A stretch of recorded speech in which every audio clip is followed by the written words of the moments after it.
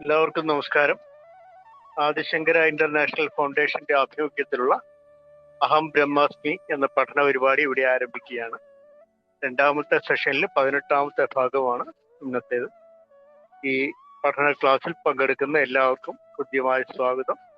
ഒപ്പം നമ്മുടെ ഗുരുനാഥൻ ജയകൃഷ്ണൻ ജിക്കും നമസ്കാരം. ആദ്യം ഒരു പ്രാർത്ഥനയ്ക്കായിട്ട് സരസ്വതി ഓപ്പളെ തന്നെ ക്ഷണിക്കുകയാണ്.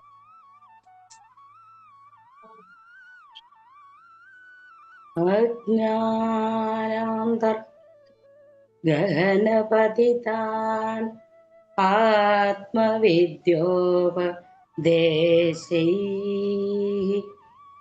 ത്രാതും ലോകാൻ ഭവദവശികാ താപപാപാസ്യ മാനാം മുക്ത്വാ മൗനവും വടവിടവിനോ മൂലതോ നിഷ്പദന്തി ശംഭോർമൂർത്തി ശരദി ഭുവനേ ശങ്കരാചാര്യ രൂപാ സദാശിവ സമാരംഭാ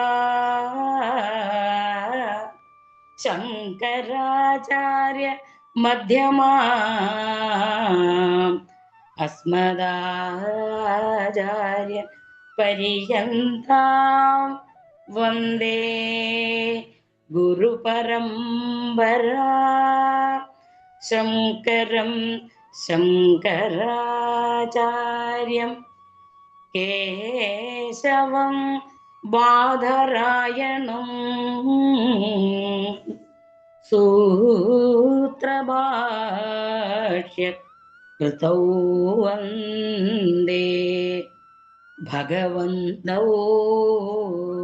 പുനഃ പുനഃ സരസ്വതി നമസ്തുഭ്യം വരദേ കാമരൂപിണി വിദ്യാരംഭം കരിഷ്യാമി സിദ്ധിർഭവതു മേ സദാ. ശങ്കര. വളരെ സന്തോഷം സരസ്വതി ഓപ്പളെ. എത്രയും വേഗം സൗഖ്യമാവട്ടെ എന്ന പ്രാർത്ഥനയോടെ കൂടി തന്നെ ഞാൻ ജയകൃഷ്ണൻ ജിയെ സാദരം ക്ഷണിക്കുകയാണ്. ഓം ജയശങ്കര. ഓം ഹരിശ്രീ ഗണപതേ നമഃ. അവിഘ്നമസ്തു. ഓം സവിത്രീഭിർവാചം ശശിമണിശിലാഭംഗരുചിഭിः വശിന്യാദ്യാഭിസ്ത്വാം സഹജനനി സഞ്ചിന്തയതി യഃ സകർത്താ കാവ്യാനാം ഭവതി മഹതം ഭംഗിരുചിഭിः വചോഭിർവാഗ്ദേവീ വദനകമലാമോദമധുരൈः സരസ്വതി നമസ്തുഭ്യം വരദേ കാമരൂപിണി വിദ്യാരംഭം കരിഷ്യാമി സിദ്ധിർഭവതു മേ സദാ. ഗുരുഭ്യോ നമഃ. ജയശങ്കര. അവിഘ്നമസ്തു. നമ്മൾ ജഗദ്ഗുരു ആദിശങ്കരാചാര്യസ്വാമികളാൽ വിരചിതമായിരിക്കുന്ന മോഹമുദ്ഗരം. എന്താണ് മോഹമുദ്ഗരം? മോഹത്തെ ഉലക്ക കൊണ്ട് അടിച്ചു ഇല്ലാതാക്കുക, മുദ്ഗരം എന്ന് നാം പഠിച്ചു. ജഗദ്ഗുരു ആദിശങ്കരാചാര്യസ്വാമികളാൽ എഴുതപ്പെട്ട പ്രകരണ ഗ്രന്ഥമാണ് മോഹമുദ്ഗരം. അതിന് 2 ഭാഗങ്ങളുണ്ട്. ദ്വാദശ പഞ്ചരിക എന്നും ചർപ്പട പഞ്ചരിക എന്നും ആണ് എന്ന് നാം പഠിച്ചു. അതുപോലെ തന്നെ ആ ചർപ്പട പഞ്ചരികയെ, ദ്വാദശ പഞ്ചരിക മുഴുവൻ നാം പഠിച്ചു കഴിഞ്ഞു. ചർപ്പട പഞ്ചരികയുടെ 14ാമത്തെ ശ്ലോകം വരെയാണ് നാം ഇപ്പോൾ എത്തി നിൽക്കുന്നത്. ഈ ഭജഗോവിന്ദം അല്ലെങ്കിൽ മോഹമുദ്ഗരം പഠിക്കുന്നതിന് മുൻപായിട്ട് നമ്മൾ ശങ്കരാചാര്യസ്വാമികളാൽ വിരചിതമായിരിക്കുന്ന സൗന്ദര്യലഹരി എന്ന സർവോത്കൃഷ്ടമായ കാവ്യം അർത്ഥമറിഞ്ഞ് പഠിച്ചു. അത് ഉപാസിക്കുന്നതിന് വേണ്ടി നാം ശ്രമിക്കുന്നു. അതിൽ പലരും ഉപാസിക്കുന്നു എന്നറിയുന്നതും ചരിതാർത്ഥജനകമാണ്.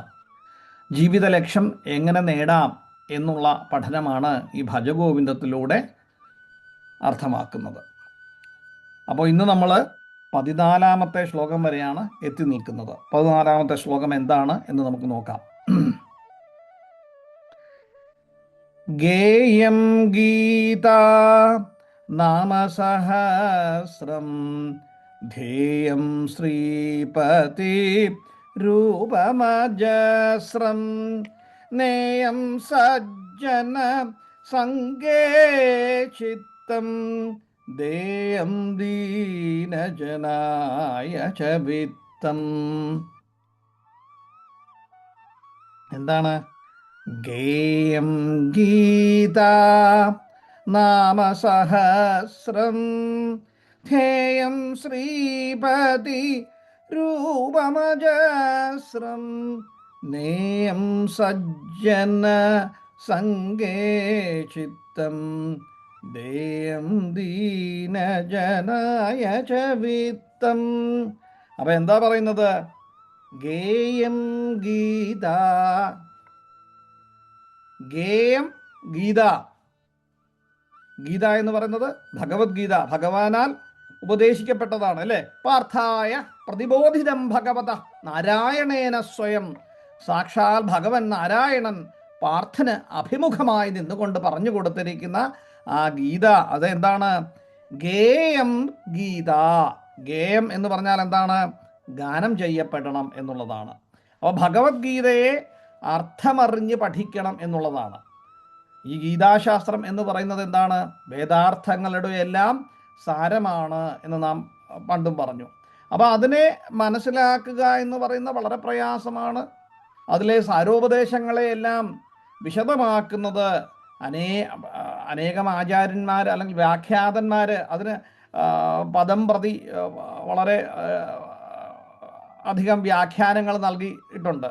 പക്ഷേ ഇവയെല്ലാം തന്നെ ലൗകികരായ സംസാര ലോകത്തിൽ ജീവിച്ചിരിക്കുന്ന നമുക്ക് അന്യോന്യവിരുദ്ധങ്ങളായ അർത്ഥങ്ങളെയാണ് പഠിപ്പിക്കപ്പെടുന്നത്. കാരണം നമ്മൾ ലൗകിക ജീവിതത്തിൽ സുഖം നേടുന്നതിന് വേണ്ടി, കാമനകൾക്ക് വേണ്ടിയാണ് നമ്മളതിനെ പ്രയോഗിക്കുന്നു എന്നുള്ളത് കൊണ്ടാണ്. അതിനാൽ സത്യത്തിൽ ചുരുക്കി പറഞ്ഞാൽ ഈ ഗീതാശാസ്ത്രം കൊണ്ട് ഉണ്ടാകേണ്ടത് എന്താണ്?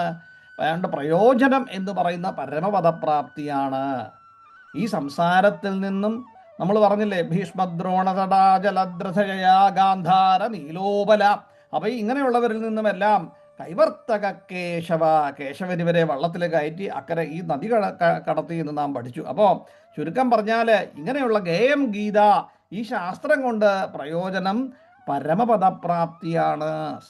ഈ പറയുന്ന സംസാരത്തിൽ നിന്നുള്ള നിവൃത്തിയാണ്. സർവകർമ്മ സന്യാസപൂർവകമായിട്ടുള്ള ആത്മജ്ഞാന നിഷ്ഠാരൂപമായിട്ടുള്ള ധർമാചരണമാണ് എന്നുള്ളതാണ്. അപ്പം ഗീത കൊണ്ട് ഇതാണ് ഗീതാധർമ്മം. എന്താണ് അതിനകത്ത് പറയുന്നുണ്ട്? സഹിധർമ്മ സുപര്യാപ്തോ ബ്രഹ്മണ പദവേദനേ എന്നാണ്. എന്താണ്? സഹിധർമ്മ സുപര്യാപ്തോ ബ്രഹ്മണ പദവേദനേ. അപ്പം ബ്രഹ്മപദവിയെ പ്രാപിക്കണമെങ്കിൽ മറ്റൊന്നും തന്നെ വേണ്ട, ആത്മജ്ഞാന നിഷ്ഠാരൂപമായിരിക്കുന്ന ധർമ്മം. ഏത് ധർമ്മം? ഈ ഗീതാധർമ്മം മാത്രം മതി എന്നാണ് പറയുന്നത്. അതുകൊണ്ട് എന്താണ്? ഗേയം ഗീത, നിത്യം തന്നെ ഗീത ശാസ്ത്രം വായിക്കുക, പഠിക്കുക. എന്നാൽ മാത്രം പോരാ, എന്താണ്? ജീവിതത്തിൽ പ്രാവർത്തികമാക്കുക എന്നുള്ളതാണ്. പിന്നീടോ അതുകൊണ്ടാണ് ഗീതാധർമ്മത്തെ പരിപാലിക്കുക. ഭഗവാൻ പറഞ്ഞില്ല, സർവധർമാൻ പരിത്യജ്യ മാമേകം ശരണം വ്രജ എന്ന് ഭഗവത്ഗീതയിൽ പറയുന്നുണ്ട് ഇല്ലേ? അപ്പം ഗീതാധർമ്മമാണ്. സർവധർമാൻ പരിത്യജ്യ, മറ്റു ധർമ്മങ്ങളെല്ലാം പരിത്യജിച്ചുകൊണ്ട് തന്നെ മാമേകം ശരണം വ്രജ, എന്നെ തന്നെ ശരണം പ്രാപിക്കൂ എന്നാണ്. അങ്ങനല്ലേ അർജുനൻ തന്നെ എങ്ങനെ പറയുമ്പോഴാണ് ശരണം എന്ന് പറയുമ്പോൾ തന്നെയാണ് ഭഗവാൻ ഇത് പറഞ്ഞു കൊടുക്കുന്നത്. ത്വമേവ ശരണം എന്ന് പറഞ്ഞതിനാണ്, മറ്റൊന്നും നിവൃത്തിയില്ല, ഭഗവാനെ അങ്ങ് തന്നെയാണ് ശരണം എന്ന് പറഞ്ഞതിന് ശേഷമാണ് ആ ഗീത ഭഗവാൻ തുറന്ന് പറഞ്ഞു തുടങ്ങുന്നത് എന്നുള്ളതാണ്. ആ 1-ാമത്തെ അധ്യായത്തിൽ നോക്കി കാണാം. പിന്നീടോ ഗേയം ഗീത, അത് ഗീതയുടെ മഹാത്മ്യമായി. ഗീത എന്തുകൊണ്ട് നിത്യം ചൊല്ലണം, എന്തുകൊണ്ട് അതിൻ്റെ അർത്ഥം പരിപാലിക്കണം എന്ന്. പിന്നീടോ നാമസഹസ്രം, സഹസ്രനാമം, നാമം സഹസ്രം ഗീത ഗേയം, നാമസഹസ്രം ഗേയം. അപ്പം സഹസ്രനാമത്തെ നിത്യം ജപിക്കണം. എന്ത് സഹസ്രനാമമാണ്? കാരണം ഇവിടെ ഭജഗോവിന്ദം ഭജഗോവിന്ദം, ഗോവിന്ദം ഭജ മൂഢമധേ എന്നാണ്. അപ്പോൾ ഗോവിന്ദനെ ഭജിക്കണം എന്നാണല്ലോ ഇത് പറഞ്ഞുകൊണ്ടേയിരിക്കുന്നത്. അപ്പോൾ ഇതിൻ്റെ പരമകാഷ്ഠയായ മൂല്യം എന്ന് പറയുന്നത് തന്നെ ഗോവിന്ദനാണ്. അപ്പോൾ ആ ഗോവിന്ദനെ ഭജിക്കുക എന്നുള്ളതാണ്. അപ്പോൾ സഹസ്രനാമം എന്ന് ഉദ്ദേശിക്കുന്നത് എന്താണ്? വിഷ്ണു സഹസ്രനാമം. അപ്പോൾ നിത്യവും വിഷ്ണു സഹസ്രനാമത്തെ ജപിക്കുക, നിത്യവും വിഷ്ണു സഹസ്രനാമത്തെ ജപിക്കുക, ഗീത അധ്യയനം ചെയ്യുക, ഗീതാധർമ്മത്തെ പരിപാലിക്കുക എന്നുള്ളതാണ്. നമ്മൾ വിഷ്ണു സഹസ്രനാമം എന്നും തന്നെ ചൊല്ലിയാൽ എന്താ പറ്റുന്നതെന്ന് നമ്മൾ പറയുന്നുണ്ട് ഇല്ലേ? ആർത്താവിഷണ്ണ ശിഥിലാശ്ചഭീത ഘോരേഷു വ്യാധീഷു ച വർത്തമാന സങ്കീർത്ത നാരായണ ശബ്ദമാത്രം വിമുക്ത ദുഃഖ സുഖിനോ ഭവന്തു ഇല്ലേ എന്നാണ് എഴുതിണ്ട്. നാരായണ എന്നു സദാ ജപിക്കിൽ നാമം പാപം കെടും പശി കെടും വ്യസനങ്ങൾ തീരും എന്ന് പറയുന്നുണ്ട്. അപ്പോൾ അത് തന്നെയാണ് ഗോവിന്ദഭജനം. അപ്പോൾ ഇവിടെ പറയുന്ന അത്രയേ ഉള്ളൂ. ഗേയം ഗീത നാമസഹസ്രം. അപ്പോൾ എപ്പോഴും എന്നും തന്നെ ഗീതാ പഠനം അനിവാര്യമാക്കുക, പഠിക്കുക എന്ന് ഉദ്ദേശിക്കുന്നത് കൊണ്ടാണ് വായിക്കുകയും അത് പ്രാവർത്തികമാക്കുക എന്നുള്ളത് കൊണ്ടാണ്. കാരണം പറയുന്നില്ലേ എന്താണ്, ആരാണ് നമ്മളുടെ ശത്രു, ആരാണ് നമ്മളുടെ ബന്ധു അല്ലേ? അദ്ദേഹം പറയുന്നുണ്ടല്ലേ, ആത്മൈവാഹ്യ ആത്മനോ ബന്ധു ആത്മൈവാര് പുരാത്മന എന്ന് പറയുന്നുണ്ട്. അപ്പം നമ്മളുടെ ബന്ധുവും നമ്മളുടെ ശത്രുവുമെല്ലാം നമ്മളിൽ തന്നെയാണ്, നമ്മളുടെ ആത്മാവ് തന്നെയാണ്. അപ്പോൾ ആ ആത്മാവിനെ സംസ്കരിച്ചെടുക്കേണ്ട ഉത്തരവാദിത്വം നമുക്ക് തന്നെയാണ്. അതുകൊണ്ടാണ് ഗീതാധർമ്മത്തെ പരിപാലിക്കുക, നിത്യവും വിഷ്ണു സഹസ്രനാമം ചൊല്ലിക്കൊണ്ടിരിക്കുക എന്ന് പറഞ്ഞു. പിന്നീട് എന്താണ് പറഞ്ഞത്? ധ്യേയം ശ്രീപതി രൂപമജസ്രം. ധ്യേയം പ്രാർത്ഥിക്കുക അല്ലേ? അജസ്രം എല്ലായ്പ്പോഴും, അജസ്രം എന്ന് പറഞ്ഞാൽ എല്ലായ്പ്പോഴും. അപ്പം ഇവിടെ ആദ്യം പറഞ്ഞു ഗേയം ഗീത നാമസഹസ്രം, ഭഗവത്ഗീതയും അതുപോലെ തന്നെ വിഷ്ണു സഹസ്രനാമവും എന്നും തന്നെ ഗാനം ചെയ്യപ്പെടണം. ഗീത ഗേയം എന്ന് പറഞ്ഞാൽ ഗാനം ചെയ്യുക അല്ലെങ്കിൽ ചൊല്ലുക എന്നുള്ള അർത്ഥം. പിന്നീടോ ധ്യേയം ശ്രീപതി രൂപമജസ്രം, ശ്രീപതി രൂപം എന്നാണ്. ശ്രീ എന്ന് പറഞ്ഞാൽ മഹാവിഷ്ണു, മഹാലക്ഷ്മി, ശ്രീയുടെ പതിയായിട്ടിരിക്കുന്നവൻ. സംസ്കൃതം പഠിച്ചപ്പോഴല്ലേ ശ്രീപതി എന്നുള്ള ശ്ലോകം പഠിച്ചിട്ടല്ലേ? അപ്പൊ ശ്രീയുടെ പതിയായിട്ടിരിക്കുന്നയാള് അതാരാണ്? സാക്ഷാൽ മഹാവിഷ്ണു അല്ലെങ്കിൽ നാരായണൻ അല്ലെങ്കിൽ കൃഷ്ണൻ. അപ്പോൾ ആ ശ്രീപതിയുടെ മഹാവിഷ്ണുവിൻ്റെ രൂപം, ശ്രീപതി രൂപം, ശ്രീപതിയുടെ മഹാലക്ഷ്മിയുടെ ഭർത്താവ് പതിയായിരിക്കുന്ന മഹാലക്ഷ്മിയുടെ പതിയായിരിക്കുന്ന മഹാവിഷ്ണുവിൻ്റെ രൂപം എന്തു വേണം? രൂപം അജസ്രം, എല്ലായ്പ്പോഴും എന്തു ചെയ്യണം? ധ്യേയം ശ്രീപതി രൂപം അജസ്രം. എല്ലായ്പ്പോഴും തന്നെ മഹാലക്ഷ്മിയുടെ പതിയായിരിക്കുന്ന മഹാവിഷ്ണുവിൻ്റെ രൂപം മനസ്സിൽ ചിന്തിച്ചുകൊണ്ട് ധ്യാനിച്ചുകൊണ്ടേയിരിക്കണം എന്നാണ് പറയുന്നത്. നമ്മൾ ഭാഗവതത്തിലെ 9-ാം അധ്യായത്തിൽ പഠിച്ചു ഇല്ലേ? 9-ാം അംബരീക്ഷ ചരിതം പഠിക്കുകയുണ്ടായി. പലപ്പോഴായിട്ട് ഞാൻ ഭജഗോവിന്ദ സമയത്ത് പറയുകയുണ്ടായി. അതുതന്നെയാണ് ഇവിടെയും. ആ ശ്രീപതി രൂപമജസ്രം എപ്പോഴും മനസ്സിൽ ഭഗവാൻ ഉണ്ടാവണം. എങ്ങനെ ഉണ്ടാവണം എന്നുള്ളതാണ്. സവൈമന കൃഷ്ണപദാരവിന്ദയോർ വാചാംസി വൈകുണ്ഠഗുണാനുവർണ്ണനേ കരൗഹരേർ മന്ദിരമാർജനാദിഷു ശ്രുതിം ജഗരച്യുത സത്കഥോദയേ മുകുന്ദലിംഗായ ദർശനേ ദൃശൗ തദ്ഭക്ത്യഗാത്ര സ്പർശേംഗസംഗമം ഘ്രാണം തത്പാദ സരോജസൗരഭേ ശ്രീമത്തുളസ്യാ രസനാം തദർപ്പിതേ പാദൗ ഹരേ ക്ഷേത്രപദാനുസർപ്പണേ ശിരോഹൃഷീകേശ പാദാഭിവന്ദനേ കാമം ജദാസ്യേനതു കാമഗമ്യയാം യഥോത്തമ ശ്ലോക ജനാശ്രയാരതി എന്ന് പറയുന്നത് എന്താണ്? തൻ്റെ ശ്രീകൃഷ്ണ ഭഗവാനെ തൻ്റെ പാതാരവിന്ദങ്ങളിലേക്ക് ഭഗവാൻ അങ്ങ് ഉറപ്പിക്കുകയാണ്. അപ്പം എപ്പോഴും തന്നെ ഭഗവാൻ മനസ്സിൽ കളിക്കുകയാണ് അല്ലേ? ഉണ്ണികൃഷ്ണൻ മനസ്സിൽ കളിക്കുന്നു എന്ന് പറഞ്ഞ പോലെ ഉണ്ണികൾ മറ്റുമകൾ വേണമോ മക്കളായി എന്ന് പൂന്താനം എഴുതിയതുപോലെ ഇവിടെ അങ്ങനെയല്ല. പിന്നെന്താണ് അദ്ദേഹം പറയുന്നത്? എന്താണ്? സവൈമന കൃഷ്ണപദാര എന്തു. അപ്പം മനസ്സ് എന്ന് പറയുന്ന കൃഷ്ണനെ ഊട്ടി ഉറപ്പിക്കാനുള്ള സ്ഥലമാണ്, കൃഷ്ണന് വസിക്കുവാനുള്ളതാണ് എൻ്റെ മനസ്സ്. അപ്പം സവൈമന സവൈ മനഃകൃഷ്ണപദാരവിന്ദയോർ. പിന്നീടോ വാചാംസി വൈകുണ്ഠ ഗുണാനുവർണ്ണനെ, ആ ഭഗവാന്റെ അവിടുത്തെ ആ ദിവ്യഗുണങ്ങളെ പുകഴ്ത്താനായിട്ട് തൻ്റെ വാക്കുകളെയും അദ്ദേഹം ഉപയോഗിച്ചു കൊണ്ടിരിക്കുന്നു. പിന്നീടോ കരൗഹരേർ മന്ദിരമാർജനാദിഷു, ആ ക്ഷേത്രത്തിൻ്റെ ഭഗവാന്റെ ക്ഷേത്രത്തിൻ്റെ ശുചീകരണത്തിനായിട്ട് കൈകൾ, കർണങ്ങളാണെങ്കിൽ ശ്രീകൃഷ്ണ ഭഗവാന്റെ ആ കഥകളെ കേൾക്കുന്നതിലും, കണ്ണുകളാണെങ്കിൽ ആ ഭഗവത് സ്വരൂപത്തെ എപ്പോഴും ദർശിക്കുന്നതിൽ മാത്രം ക്ഷേത്രത്തിൽ അദ്ദേഹത്തിൻ്റെ ആ ബിംബത്തിൽ, ആ സ്വരൂപത്തിൽ ഇങ്ങനെ കണ്ടുകൊണ്ടിരിക്കുകയും, തൻ്റെ തന്നെ ശരീരം എന്താണ് ഭഗവാന്റെ ഭക്തന്മാരെ സ്പർശിക്കുന്നതിൽ ഗാഠമായി കുചേലനെ പുൽകുന്നില്ലേ ഭഗവാൻ കൃഷ്ണൻ. കാരണം ഭഗവാന്റെ ഏറ്റവും വലിയ ഭക്തനാണ് കുചേലൻ. ആ ഗാഠമായി ആലിംഗനം ചെയ്യുന്നു. അപ്പോൾ തൻ്റെ ശരീരം എന്ന് പറഞ്ഞാൽ ഭഗവാന്റെ ഭക്തന്മാരെ എന്നാണ് പറയുന്നത്. പിന്നീടോ അതാണ് തദ്ധത്യഗാത്ര സ്പർശംഗ സംഗമം. പിന്നീട് ഘ്രാണേന്ദ്രിയങ്ങൾ ഭഗവാൻ അർപ്പിച്ച ആ താമരപ്പൂക്കളുടെ സൗരഭ്യം, നാക്കാണെങ്കിലോ ഭഗവാന്റെ കാൽക്കിൽ അർപ്പിച്ചപ്പെട്ടിരിക്കുന്ന ആ തുളസീതകളുടെ ആസ്വാദനത്തിൽ മുഴുകണം എന്നാണ്. അങ്ങനെ പിന്നെ നടക്കുന്നതാണെങ്കിൽ തദർപ്പിത പാദഹരേ ക്ഷേത്രപദാനുസർപ്പണേ ശിരോ കൃഷികേശപാദാഭിവന്ദനേ. പിന്നെ ശിരസ്സാണെങ്കിൽ ഭഗവാനെ നമിക്കുന്നതിലും, പിന്നെ എന്താണ് എൻ്റെ ആഗ്രഹം എന്ന് പറഞ്ഞു കഴിഞ്ഞാൽ കാമകാമ്യേയ യഥോത്തമ ശ്ലോകജനാശ്രയാരതി എന്നാണ്, ഭഗവാന്റെ ആജ്ഞകൾ നിറവേറ്റുന്നതിലുമാണ് എന്നാണ്. അപ്പോൾ ഒരു തികഞ്ഞ ഭക്തൻ്റെ ലക്ഷണങ്ങളാണ്. നമ്മൾ നവധാഭക്തിയിലൊക്കെ ഇത് പഠിച്ചു. എപ്പോഴും തന്നെ ഭഗവാനെ മനസ്സിൽ ചിന്തിച്ചുകൊണ്ട് നമ്മൾ നടക്കുകയാണ്. ഇത് അംബരീഷ ചരിത്രത്തിൽ പറയുന്നുണ്ട്. അപ്പോൾ ഇവിടെയും അതാണ് പറയുന്നത്, ശ്രീപതി രൂപമജസ്രം എന്നാണ്. അപ്പോൾ ഭഗവാന്റെ രൂപത്തെ എപ്പോഴും മനസ്സിൽ ധ്യാനിച്ചുകൊണ്ട് എന്ന് പറഞ്ഞാൽ താൻ ചെയ്യുന്ന കർമ്മങ്ങളെല്ലാം ഭഗവാനിൽ അർപ്പിച്ചുകൊണ്ട്. ഇതിനു മുമ്പ് നാരദൻ്റെ ഒരു കഥ നാം പറയുകയുണ്ടായി. അപ്പോൾ അങ്ങനെ വേണം. ഇത് ആർക്കാണ്? ഗൃഹസ്ഥന്മാർക്ക് വേണ്ടിയുള്ളതാണ്, മറ്റുള്ളവർക്ക് ആർക്കുമല്ല. ഒരു ഗൃഹസ്ഥൻ എങ്ങനെയാവണം എന്നുള്ളതിനെ കുറിച്ചാണ് പറഞ്ഞു തന്നിരിക്കുന്നത്, മറ്റൊന്നുമല്ല. അല്ലാതെ ഒരു മുനിയായിട്ട് മാറിയിരിക്കുന്ന ഒരാൾക്ക് വേണ്ടിയല്ല. ഒരു ഗൃഹസ്ഥൻ തൻ്റെ ധർമ്മത്തെ എങ്ങനെയൊക്കെ പരിപാലിക്കണം എന്നാണ് ഭഗവത് പാദർ ഇതിൽ പറഞ്ഞു തരുന്നത്. പിന്നീടോ നേയം സജ്ജന സംഗേ ചിത്തം,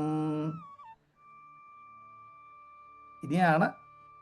പിന്നെ ദേയം ദീനജനായ ചവിത്തം. അപ്പം ഇതിനകത്ത് തനിക്കുള്ള ധനങ്ങൾ, അപ്പം അടുത്തത് പറയുന്നത് സജ്ജന സംഘത്തെക്കുറിച്ചാണ്. അപ്പം ഈ സജ്ജന സംഘത്തെക്കുറിച്ച് പറയുന്നതിന് മുൻപ് ദേയം ദീനജനായ ചവിത്തം, ദീനജനങ്ങൾക്ക് അർത്ഥമുണ്ടാക്കണം എന്ന് നാം പറഞ്ഞു. എങ്ങനെ ധനമുണ്ടാക്കണം? ധർമ്മത്തിലൂടെ അർത്ഥമുണ്ടാക്കണം. മോക്ഷകർമ്മങ്ങൾ, കാമ്യമായ കർമ്മങ്ങളെ നമ്മൾ പരിപാലിക്കണം. അതോടൊപ്പം തന്നെ ദാനധർമാദികൾ ചെയ്യണം എന്ന് പറഞ്ഞു ഇല്ലേ? നമ്മൾ ഇതിനു മുമ്പ് 20% എവിടെ ചെലവാക്കണം ദാനധർമാദികൾക്കായിട്ട്, സമൂഹത്തിൻ്റെ നന്മയ്ക്ക് വേണ്ടി, പാവപ്പെട്ടവർക്ക് വേണ്ടി, പിന്നെ സമ്പത്ത് ഉണ്ടാക്കുവാൻ വേണ്ടിയൊക്കെ നാം പഠിച്ചു.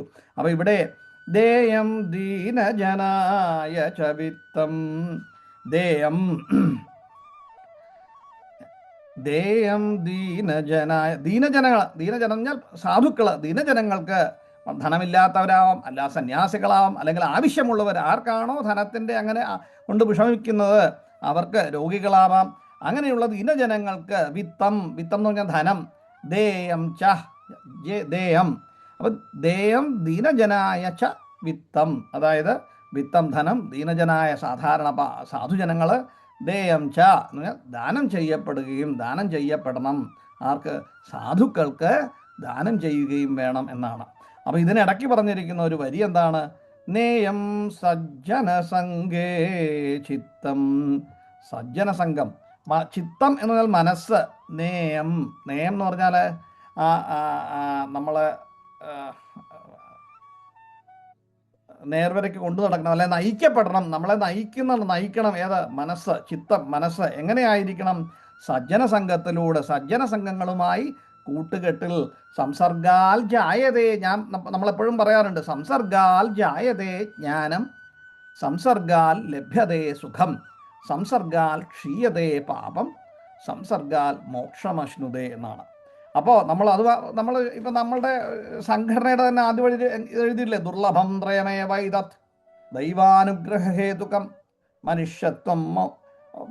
മനുഷ്യത്വം മുമുക്ഷത്വം മഹാപുരുഷ സംശ്രയ എന്ന് എഴുതിയിരിക്കുന്നത്. മഹാപുരുഷ സംശ്രയ, വിവേക ചൂടാമണിയിലെ 2ാമത്തെ വരിയാണ് ഭഗവത്പാദർ എഴുതിയിരിക്കുന്നത്. എന്താണ് മഹാപുരുഷ സംശയ? സത്സംഗം.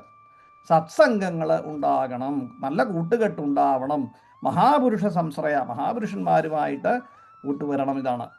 അപ്പോൾ സത്സംഗങ്ങൾ ഉണ്ടാകണം എന്നാണ് ആ അർത്ഥത്തിൽ പറയുന്നത്. ഇത് നമ്മുടെ ഇതിനകത്ത് തന്നെ ദ്വാദശ പഞ്ചരികയിൽ നമ്മൾ പഠിച്ചു. സത്സംഗത്തെ നിസ്സംഗത്വം, നിസ്സംഗത്വേ നിർമോഹത്വം, നിർമോഹത്വേ നിശ്ചലതത്വം, നിശ്ചലതത്വേ എന്താണ്? ജീവൻ മുക്തി. അപ്പോൾ മുക്തി നേടുവാൻ വേണ്ടത് സത്സംഗമാണ് എന്ന് ആചാര്യസ്വാമികൾ ആ ദ്വാദശ പഞ്ചരികയിൽ തന്നെ പറഞ്ഞിരുന്നു എന്നുള്ളതാണ്. ദ്വാദശ പഞ്ചരികയിൽ നോക്കിക്കഴിഞ്ഞാൽ 12ാമത്തെ ശ്ലോകം മറ്റാന്ന് തോന്നുന്നു. അതെ, അതിൽ പറയുന്നുണ്ട്. അപ്പോൾ സജ്ജനങ്ങളുമായിട്ടുള്ള സംസർഗമാണ് മനുഷ്യ ജീവിതത്തിലെ എല്ലാ അഭ്യുന്നതിക്കും കാരണമായി തീരുന്നത് എന്ന് നാം പറഞ്ഞു. അന്ന് തന്നെ നമ്മൾ മാർക്കണ്ഡേയ പുരാണത്തിലെ മാർക്കണ്ഡേയൻ്റെ കഥയൊക്കെ ഞാൻ പറയുകയുണ്ടായി. ഓർമ്മയുണ്ടോ എന്നറിയില്ല. പാർവതീ പരമേശ്വരന്മാർ ഇങ്ങനെ കാളപ്പുറത്ത് അല്ലെങ്കിൽ അദ്ദേഹത്തിൻ്റെ വൃഷഭവാഹനത്തിൽ എഴുന്നള്ളുമ്പോൾ മാർക്കണ്ഡേയൻ അവിടെ ഇങ്ങനെ പ്രാർത്ഥിച്ചുകൊണ്ട് തപസ്സനുഷ്ഠിച്ചു കൊണ്ടിരിക്കുന്നൊരു കഥ ഞാൻ പറയുകയുണ്ടായി. ഇങ്ങനെ വരുമ്പോൾ അപ്പോൾ ഇങ്ങനെ കാറ്റില്ലാതെ ഇളകാത്ത ജലം, സസ്യസമൂഹം എന്നിങ്ങനെ അവയോടുകൂടി ഒരു ശാന്തസമുദ്രം എന്ന രീതിയിൽ ഇരിക്കുന്ന നിഭൃതോത ചഷവ്രാതം വാതാപായേ യഥാന്നവം കുർവസ്യ തപസ സാക്ഷാത് സംസിദ്ധിം സിദ്ധിതോ ഭവാൻ എന്ന് ഭാഗവതത്തിൽ പറയുന്നുണ്ട്. 12ാമത്തെ അധ്യായത്തിലാണ്, ദ്വാദശ സ്കന്ധത്തിലെ 10ാം അധ്യായത്തിൽ പറയുന്നതാണ്. അപ്പോൾ മാർക്കണ്ഡേയന് എന്തെങ്കിലും വരണം, അങ്ങ് തപസ്സിൻ്റെ പരമഫലം പ്രകടമാക്കണം എന്ന് ഭഗവതി പറയുകയാണ്. ദേവി പരമേശ്വരനോട് പറഞ്ഞു, അങ്ങ് എല്ലാവർക്കും ഇത് കൊടുക്കുന്ന ആളാണല്ലോ, അപ്പോൾ അങ്ങ് സിദ്ധിദായകനാണ്, അതുകൊണ്ട് ഇദ്ദേഹത്തിന് അങ്ങ് നല്ല വരങ്ങൾ നൽകണം എന്ന് പറയുമ്പോൾ ശ്രീ ഭഗവാനുവാചാം അദ്ദേഹം പറയുന്നു, നൈവേച്ഛത്യാശിഷക്വാഭി ബ്രഹ്മർഷിർമോക്ഷമപ്യുത ഭക്തിം പരാം ഭഗവതി ലബ്ധവാൻ പുരുഷേവ്യേ അഥാപി സംവദിഷ്യാമോ ഭവാന്യേതേന സാധുനാ അയം ഹി പരമോ ലാഭോ നൃണാം സാധു സമാഗമ എന്നാണ്. അപ്പോൾ അല്ലയോ ഭഗവതി, നമുക്ക് ഈ മഹാത്മാവുമായിട്ട് സംസാരിക്കാം. കാരണം സജ്ജന സംസർഗം എന്നു തന്നെയാണ് മനുഷ്യന് ഏറ്റവും മഹത്തായ ലാഭം എന്നാണ് പറയുന്നത്. കാരണം ആ ബ്രഹ്മർഷി ആശിസ്സുകളോ അല്ലെങ്കിൽ മുക്തിയോ ഒന്നും തന്നെ ഇച്ഛിക്കുന്നില്ല. ഇദ്ദേഹം നാശരഹിതനാണ്. കാരണം എന്താണ്? അദ്ദേഹം നാശരഹിതനായിരിക്കുന്ന പരമാത്മാവിനെ മനസ്സിൽ ഊട്ടി ഉറപ്പിച്ചിരിക്കുകയാണ്. അതുകൊണ്ട് നമുക്ക് സത്സംഗമാണ് വേണ്ടത്. അതുകൊണ്ട് അദ്ദേഹവുമായിട്ട് സംവദിക്കാം എന്നാണ് ഭഗവാൻ പരമേശ്വരൻ പറയുന്നതെന്നാണ്. ഇത് ഞാൻ അന്ന് പറഞ്ഞിരുന്നു, ഓർമ്മയുണ്ടോയെന്നറിയില്ല. പിന്നെ ഇത് കൂടാതെ ഇനി നമ്മൾ ഭാഗവതത്തിൽ തന്നെ 1-2 എക്സാമ്പിൾ നമുക്ക് നോക്കിയാൽ, ഭാഗവതത്തിലെ പ്രഥമസ്കന്ധത്തിലെ 5-ാം അധ്യായത്തിലാണ് തോന്നുന്നു.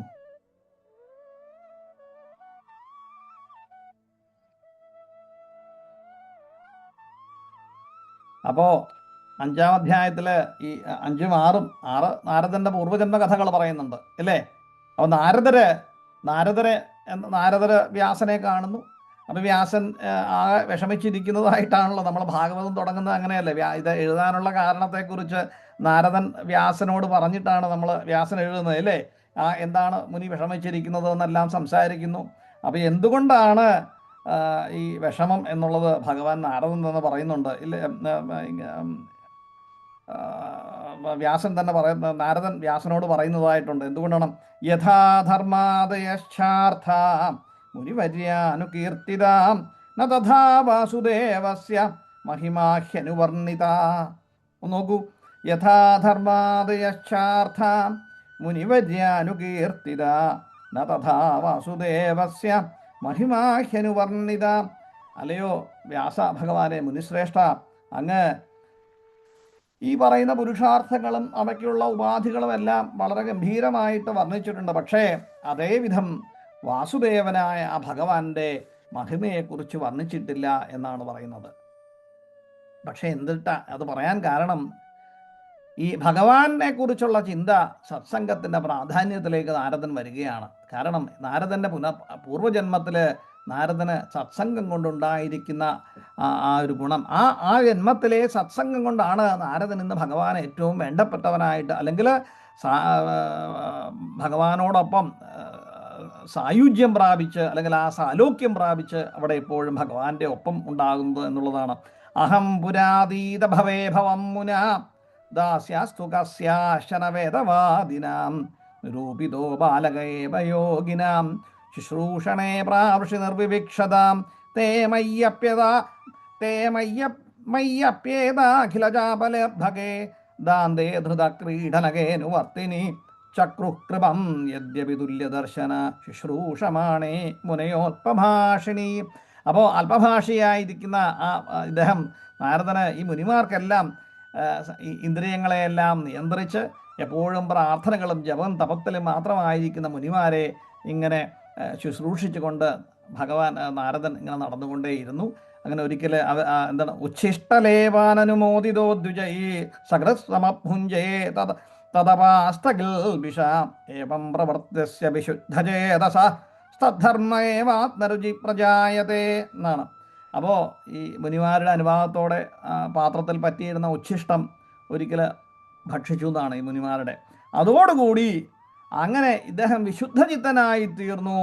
ധർമ്മമായിരിക്കുന്ന ഭഗവത് ആരാധനയിൽ അഭിരുചി ഉണ്ടായി എന്നാണ്. അവിടെ പിന്നെ ദിവസവും അതിമനോഹരമായ ഭഗവാന്റെ ദിവ്യലീലകൾ പ്രേമപൂർവ്വം പാടുന്ന യോഗിമാരുടെ അനുഗ്രഹത്താൽ അവയെല്ലാം കേട്ടു. ആ ലീലകൾ ജന്മസിദ്ധമായി താല്പര്യത്തോടു കൂടി കേട്ടുകൊണ്ടിരുന്ന നാരദർക്ക് പുണ്യസായ ഭഗവാന് രുചിയുണ്ടായി. പിന്നീട് ഈ കാലത്തിന് ശേഷം ഭഗവാന്റെ ആളായിട്ട് ജനിച്ചു എന്നുള്ളതാണ്. ആ കഥയിലോട്ടൊന്നും ഞാൻ കടക്കുന്നില്ല ഇപ്പം. അപ്പോൾ സത്സംഗത്തിൻ്റെ മഹിമ വീണ്ടും അവിടെ പറയുകയായിരുന്നു. തുച്ഛമായൊരു ജന്മം എങ്ങനെ സാലോക്യത്തിലൂടെ ഭഗവാന്റെ അടുത്ത് എത്താൻ പറ്റി എന്നുള്ളതാണ്. ഇതുപോലെ തന്നെ നമ്മൾ വീണ്ടും കഥകൾ കാണുന്നുണ്ട്. 7-ാമത്തെ സ്കന്ധത്തിൽ ഇദ്ദേഹത്തിൻ്റെ കഥയുണ്ടല്ലോ. ആരുടെയാ? പ്രഹ്ലാദൻ ദേവാസുര യുദ്ധത്തിൽ ഇന്ദ്രൻ ഹിരണ്യകശിപുവിൻ്റെ ഭാര്യയെ, കാരണം യുദ്ധമാണ്, അപ്പം തന്നെ ഇനി ആരും കാരണം ഹിരണ്യകശിപുവിൻ്റെ ഭാര്യ ഗർഭിണിയാണ്. അപ്പം അവരെയും കൊണ്ട് കടന്നു കളയുന്നു. കാരണം എന്താണ്? ഗർഭത്തിൽ ഉദരത്തിലുള്ള കുഞ്ഞിനെ നശിപ്പിക്കണം, എങ്കിലേ പിന്നീട് ആരും ഉണ്ടാവാൻ പാടില്ല എന്ന് വിചാരിച്ചു. പക്ഷെ നാരദർ അത് പറഞ്ഞു, അല്ലയോ ഇന്ദ്ര, അങ്ങനെയല്ല ചെയ്യേണ്ടത്, അത് ഒരു നല്ല കുട്ടിയാണ്, അത് നമുക്ക് വേണ്ടപ്പെട്ടയാളായി വരും, ഭഗവാനിൽ താല്പര്യമുള്ളയാളാണ്, അതുകൊണ്ട് അങ്ങനൊന്നും ചെയ്തുകൂടാ എന്നെല്ലാം പറഞ്ഞു. പക്ഷെ അവസാനം ഇന്ദ്രൻ സമ്മതിച്ചു. ഇന്ദ്രൻ നാരദരെ വണങ്ങി, ഇന്ദ്രൻ പിരിഞ്ഞു. നാരദർ ഇവരെ കൊണ്ടുപോവുകയാണ്, മുനികളുടെ ആശ്രമത്തിൽ താമസിപ്പിക്കുന്നു. എന്നിട്ടോ മുനി സാധാരണ ഭഗവത് ലീലകളും ഭാഗവതവും എല്ലാം ഇങ്ങനെ പറഞ്ഞുകൊണ്ടേയിരുന്നു. ആർക്ക്? ഈ പ്രഹ്ലാദൻ്റെ അമ്മയ്ക്ക്. അവ ഗർഭത്തിൽ കിടക്കുന്ന പ്രഹ്ലാദൻ ഇത് മുഴുവൻ കേട്ടുകൊണ്ട് പഠിച്ചു എന്നുള്ളതാണ്. അപ്പോൾ ഭഗവാൻ തന്നെ പറയുന്നത് അവസാനം ജനിച്ചു കഴിഞ്ഞപ്പോൾ എന്താണ്? സൗത്തമ ശ്ലോകപദാരവിന്ദയോർ നിഷേവയാ കിഞ്ചന സങ്കലബ്ധയാ തന്വൻപരാം നിർവൃതിമാത്മനോ മുഹുർ ദുസ്സംഗദീനാന്യമനശ്രമം വ്യധാത്. അപ്പോൾ ഈ ഒന്നിലും ആസക്തിയില്ലാതെ മഹാപുരുഷന്മാരുടെ സംഘം കൊണ്ട് സിദ്ധിച്ചതായിട്ടുള്ള എന്താണ് പ്രഹ്ലാദൻ ഭഗവാന്റെ പദാരവിന്ദ നിമിത്തം അപാരമായിരിക്കുന്ന ആനന്ദം അനുഭവിച്ചുകൊണ്ട് ദുർജന സംസർഗത്തിൽപ്പെട്ട ക്ലേശിച്ചവരേക്ക് പോലും അവരുടെ മനസ്സിന് സ്വന്തം ഒന്ന് ദർശനം കൊണ്ട് മാത്രം ശാന്തി ഉണ്ടാക്കി കൊടുത്തുകൊണ്ടേയിരുന്നു എന്നാണ്. അപ്പം പ്രഹ്ലാദനെ ഒന്ന് കാണുക തന്നെ, പ്രഹ്ലാദനെ ഒന്ന് കാണുന്നത് കൊണ്ട് തന്നെ, കാരണം എന്താണ്? ഈ സജ്ജന സംസർഗമാണ്. 9 മാസം ഗർഭസ്ഥ ശിശുവായിട്ട് ഇരിക്കുമ്പോൾ ഉണ്ടായിരിക്കുന്ന സജ്ജന സംസർഗം കൊണ്ട് മാത്രം സിദ്ധിച്ചതാണ് എന്താണ്? ഭഗവത് താല്പര്യം, ആ ഭഗവത് രുചിയാണ്.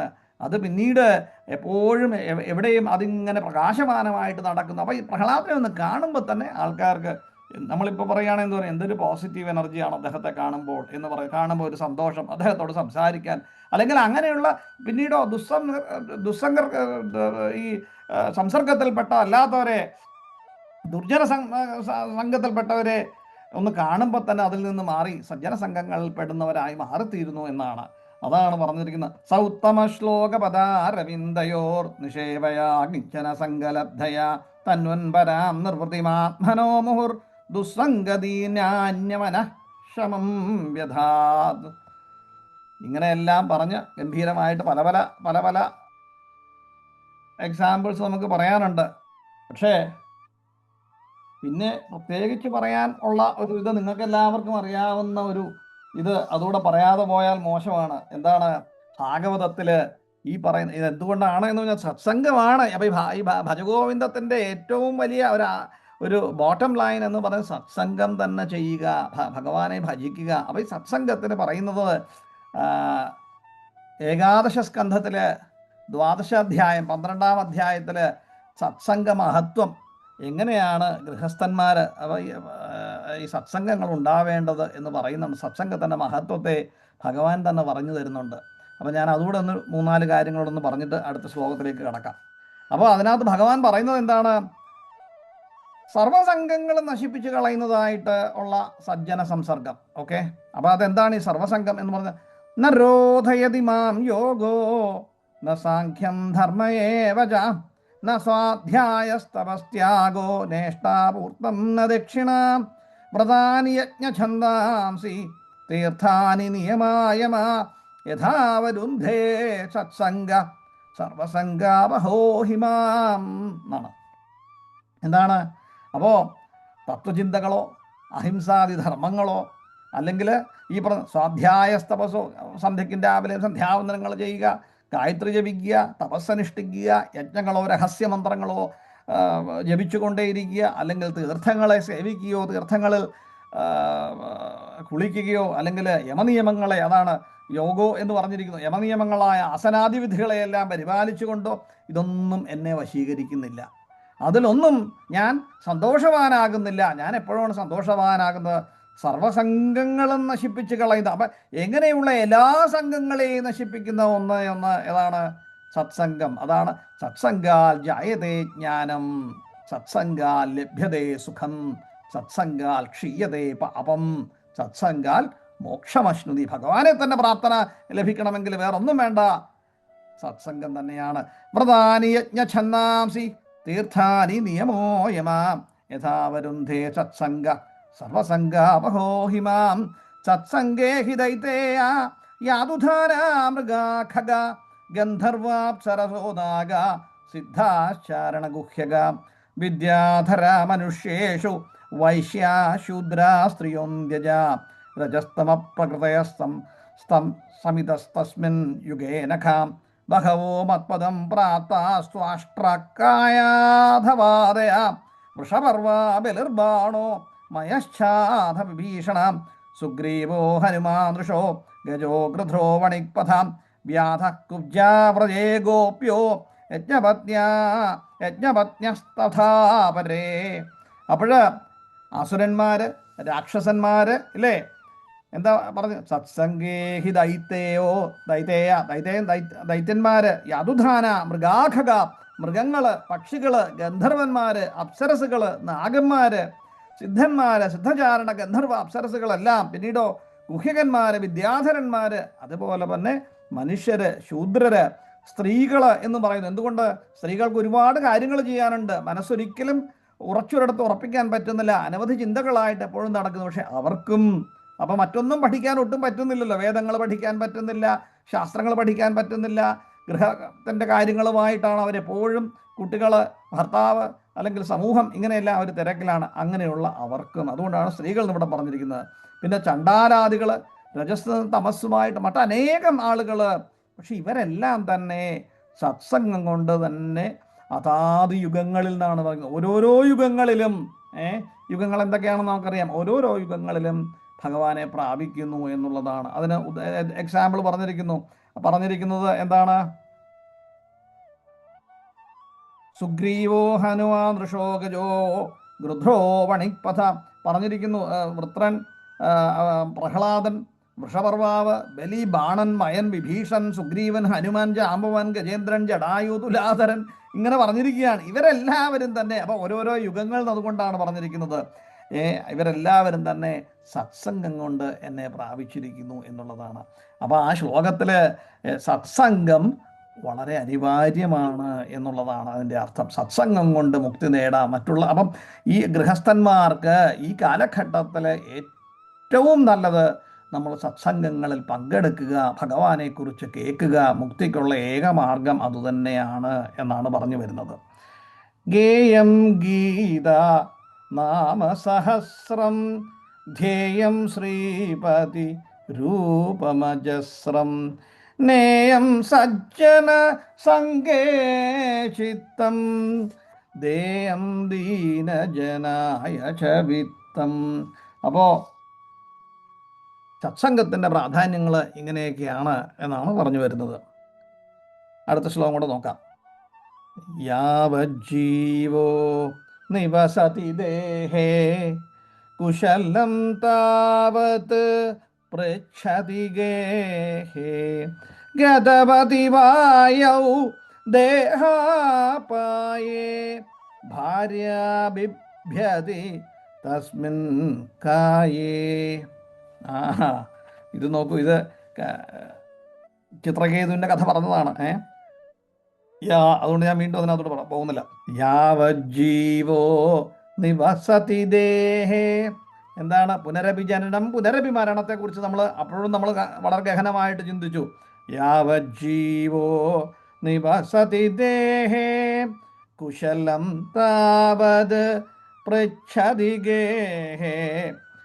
ജീവ എന്ന് പറഞ്ഞാൽ ജീവൻ യാവത്, ജീവൻ ഉള്ളിടത്തോളം കാലം, യാതൊരു കാലത്തോളമാണോ ജീവനുള്ളതാണ്. യാവത് ജീവോ, ഇതാണ് യാവ ജീവോ, യാവത് ജീവോ, യാവത് യാതൊരു കാലത്തോളം ജീവൻ.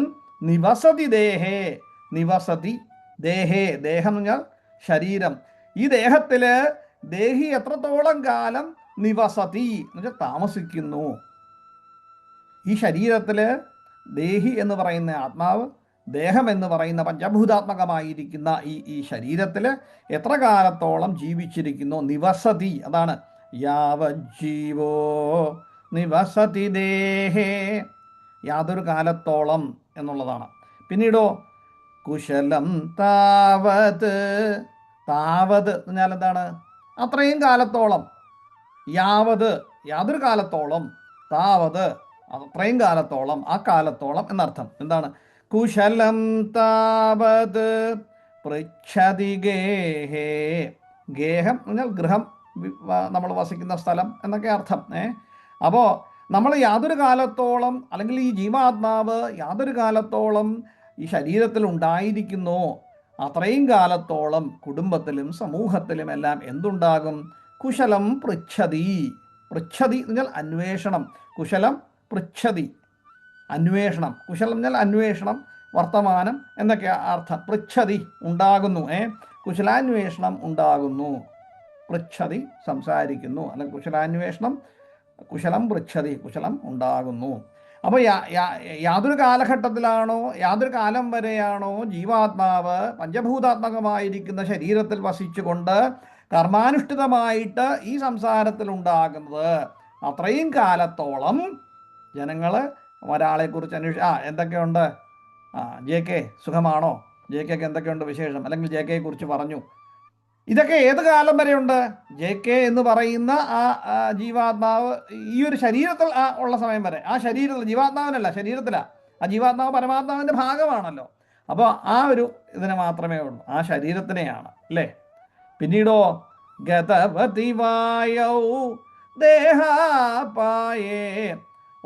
വായൗ ഗതപതി. ഗതവതി എന്ന് പറഞ്ഞാൽ അത് പോയി കഴിയുക. ഗതം എന്നാൽ പോകുക. ഗതവതി പോയി കഴിഞ്ഞാൽ, എന്ത് പോയി കഴിഞ്ഞാൽ? വായൗ. അപ്പോൾ പ്രാണം പോയി കഴിഞ്ഞാൽ, ആത്മാവ് പഞ്ചഭൂതാത്മകമായ ശരീരം, അത് പ്രാണൻ എന്താണ്? അത് പഞ്ചപ്രാണനെ കുറിച്ച് നമ്മൾ പറഞ്ഞു, ഏതൊക്കെ ഉപപ്രാണന്മാരെ കുറിച്ച് സംസാരിച്ചു. അപ്പോൾ ആ പ്രാണൻ അതാണ് ഇവിടെ വായു എന്ന് പറഞ്ഞിരിക്കുന്നത്. അതിൽ നിന്നും അങ്ങോട്ട് പോയി കഴിഞ്ഞാൽ വായു ഗതൗ. ഗതവതി വായൗ ദേഹാപായേ. ദേഹ അപായേ എന്നാണ്. അപായം എന്നാൽ അപകടം. ദേഹ ദേഹത്തിൻ്റെ, അപായൗ അപായ അപകടം. അപ്പോൾ ദേഹത്തിന് അപായം സംഭവിച്ചു കഴിഞ്ഞാൽ അല്ലെങ്കിൽ അപകടം സംഭവിച്ചു കഴിഞ്ഞാൽ എന്താണ് അർത്ഥം? ദേഹത്തിൻ്റെ അപകടം ഇവിടെ ഉദ്ദേശിച്ചിരിക്കുന്നത് വായു പോയി കഴിഞ്ഞാൽ പിന്നെ എന്താ അപകടം? മരണമായി, ഇല്ലേ? അപ്പോൾ ആ ശരീരത്തിൽ നിന്ന് പ്രാണൻ നഷ്ടപ്പെട്ട് കഴിഞ്ഞാൽ എന്നർത്ഥം. വായു പോയി കഴിഞ്ഞാൽ അതാർത്ഥ ശരീരത്തിന് ആത്മാവ് ദേഹദേഹി വിയോഗം സംഭവിച്ചു കഴിഞ്ഞാൽ അല്ലെങ്കിൽ എന്താണ് മരിച്ചു കഴിഞ്ഞാൽ എന്നർത്ഥം. അന്ന് കഴിഞ്ഞാലോ ഭാര്യാഭിഭ്യതി തസ്മിൻ കായേ. തസ്മിൻ കായേ, കായം ശരീരം, തസ്മിൻ ഏത് ഇപ്പം പറഞ്ഞ ശരീരത്തെക്കുറിച്ചാണ് പറയുന്നത്. ഏത് ശരീരത്തിലാണോ ഒരു ജീവാത്മാവ് ഉണ്ടായിരുന്നത് ആ ജീവാത്മാവ് ആ ശരീരത്തിലുള്ളിടത്തോളം കാലം ജനങ്ങൾ ഈ സംസാരത്തിൽ എല്ലാവരും അദ്ദേഹത്തെക്കുറിച്ച് സംസാരിക്കുന്നു അല്ലെങ്കിൽ കുശലാന്വേഷണങ്ങൾ നടത്തുന്നു. യാതൊരു സമയത്താണോ ആ ദേഹം വെടിഞ്ഞ് പോകുന്നത്, അതാണ് ഗതപതിവായ ഉദേഹാവായേ ഭാര്യാഭിഭതി തസ്മിൻ കായ്. അങ്ങനെ തസ്മിൻ കായ് ആ ശരീരത്തെ കണ്ടിട്ട്, ഏത് ഗതവതി വായോ കാറ്റ് പോയിരിക്കുന്ന ശരീരം, കാറ്റ് പോയി എന്ന് പറഞ്ഞാൽ പ്രാണൻ പോയി, അങ്ങനെ ആ കാറ്റ് പോയിരിക്കുന്ന വായു പോയിരിക്കുന്ന ആ ശരീരത്തെ കണ്ട് എന്താണ് ഭാര്യാഭിഭ്യതി എന്നാണ്.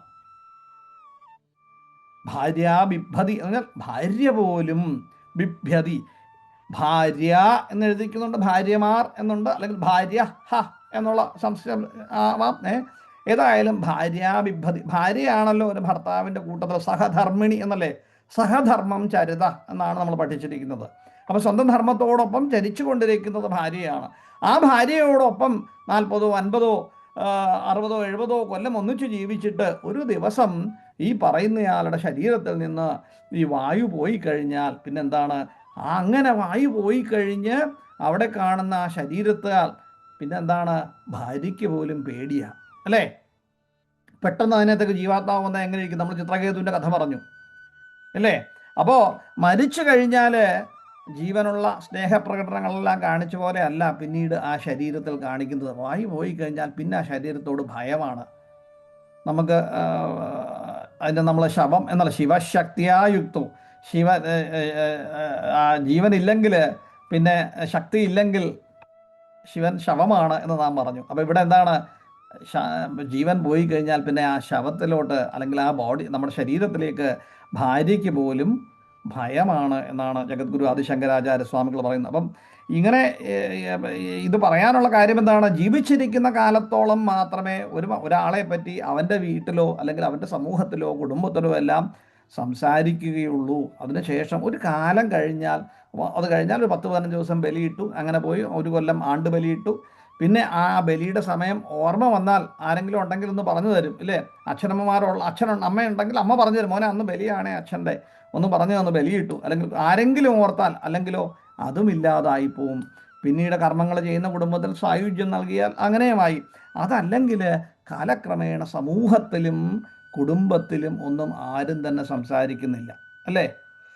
എന്നുള്ള അവസ്ഥയിലോട്ട് വളരെ ചുരുക്കി മാത്രമേ നമ്മൾ ആരെക്കുറിച്ച്, രാഷ്ട്രീയക്കാർ ഗാന്ധിയെക്കുറിച്ചോ ഒക്കെ നമ്മൾ സംസാരിക്കുന്നുള്ളൂ. ഇല്ലെങ്കിൽ അതും പൊളിറ്റിക്കൽ റിക്വയർമെൻറ്റിന് വേണ്ടിയാണ്, അത് എടുത്ത് പറയിക്കുന്നത് കൊണ്ടാണ്. ഇല്ലെങ്കിൽ ചരിത്രത്തിൻ്റെ ഏടുകളിൽ നിന്നും നമ്മൾ യാത്രയാകും. അപ്പോൾ അതുകൊണ്ട് എന്താ വേണ്ടത്?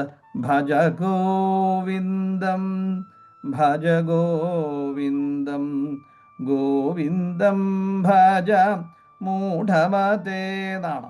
അപ്പോൾ ഗൃഹസ്ഥാശ്രമികൾ എന്താണ്? ഗീതാശ്ലോകങ്ങളെ ചൊല്ലി ഗീതാധർമ്മങ്ങളെ പരിപാലിച്ചുകൊണ്ട് നിത്യം വിഷ്ണു സഹസ്രനാമം ചൊല്ലി ഭഗവത് പാദാരവിന്ദങ്ങളെ, ശ്രീപതി എന്ന് പറഞ്ഞു, ശ്രീപതി രൂപമജസ്രം ഭഗവത് പാദാരവിന്ദങ്ങളെ എപ്പോഴും മനസ്സിൽ ഇരുത്തി ഉറപ്പിച്ചുകൊണ്ട് സജ്ജന സംഘത്തോടുകൂടി അതേപോലെ ദാനം ഇങ്ങനെയൊക്കെ ചെയ്തുകൊണ്ട് എപ്പോഴും മഹത്തുക്കളോടൊപ്പം നടന്നുകൊണ്ട് ഭഗവത് പാദാരവിന്ദങ്ങളിൽ അർപ്പിക്കുക.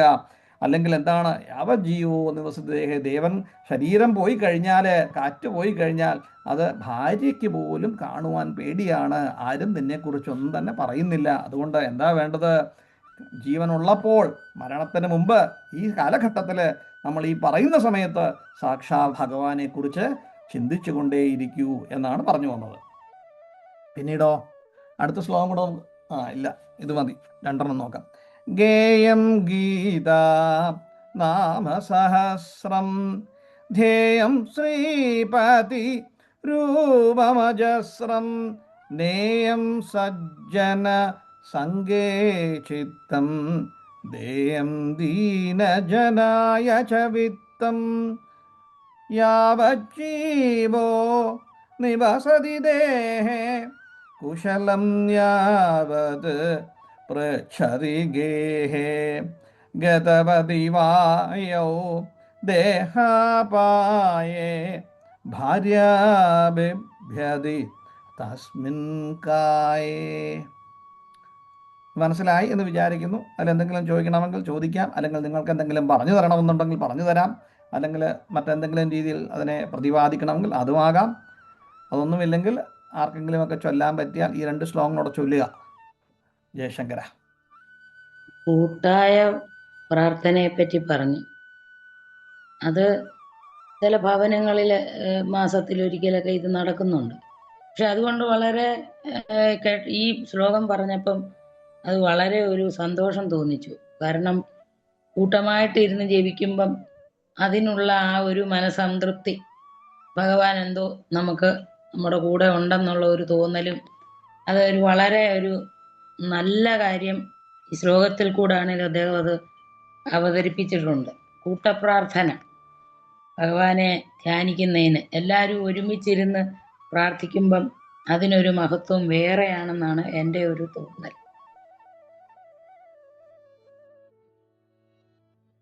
അതെ, ഗൃഹസ്ഥാശ്രമികൾ അങ്ങനെ തന്നെ വേണം. സന്ധ്യയ്ക്ക് എല്ലാവരും ഒന്നിച്ചിരുന്ന് നാമം ജപിക്കുക, അങ്ങനെ പതിവുണ്ടല്ലോ. അങ്ങനെ തന്നെയാണ് വേണ്ടതും. ജയശങ്കര. ആയിക്കോട്ടെ സാറേ. ഗേയം ഗീതാനാമസഹസ്രം ധ്യേയം ശ്രീപതിരൂപമജസ്രം നേയം സജ്ജനസംഗേ ചിത്തം ദേയം ദീനജനായ ച വിത്തം യാവത് പവനോ നിവസതി ദേഹേ താവത് പൃച്ഛതി കുശലം ഗേഹേ ഗതവതി വായൗ ദേഹാപായേ ഭാര്യാബിഭ്യതി തസ്മിൻ കായേ. പക്ഷേ ഇതിനകത്ത് എൻ്റെ ഇതിന് യാവത് പവനോ എന്നാണ്, യാവത് ജീവോ എന്നല്ല. എൻ്റെ യാവത് പവനോ നിവസതി ഗേഹേ.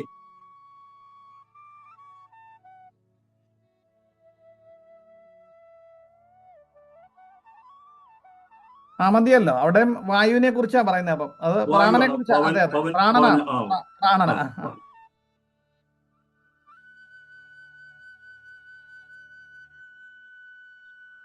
മറ്റാരെങ്കിലും ചൊല്ലാനുണ്ടോ? ഇല്ലെങ്കിൽ നമുക്ക് ആചാര്യസ്വാമികളെ സ്മരിച്ചുകൊണ്ട് ത്രിപുരസുന്ദരിയുടെ പാതാരവിന്ദങ്ങളിൽ സമർപ്പിക്കാം. ജയശങ്കര. ശോഭചേച്ചി ചൊല്ലുന്നുണ്ടോ? മ്യൂട്ടാണ് ശോഭചേച്ചി. ചൊല്ലിക്കോട്ടെ. ദേയം ഗീതാ നാമസഹസ്രം ധ്യേയം ശ്രീപതി രൂപമജസ്രം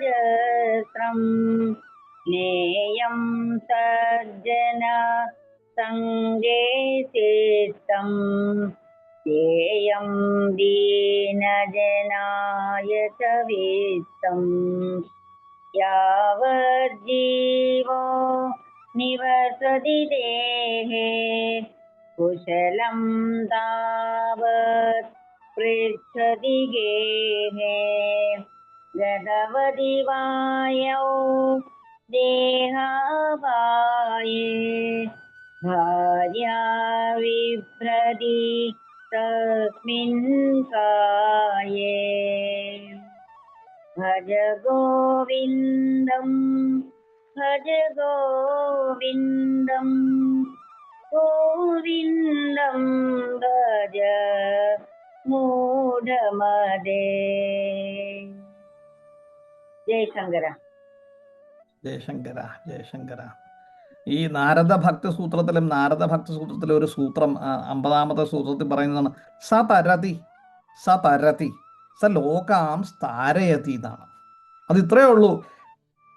സതരതി ഇവിടെ ഉദ്ദേശിക്കുന്നത് ആരാണോ ഭഗവാനെ പൂർണ്ണമായിട്ടും ഭഗവാന്റെ പ്രേമത്തിൽ ഉണ്ടായിരിക്കുന്നത്, ഭഗവാനെ പ്രാപിച്ചിരിക്കുന്നത്, അതാണ് ഈ സത്സംഗത്തിന്റെ ഒരു മഹിമയുടെ ഭാഗമാണ്. അങ്ങനെയുള്ള അയാള് തരണം ചെയ്യുന്നു.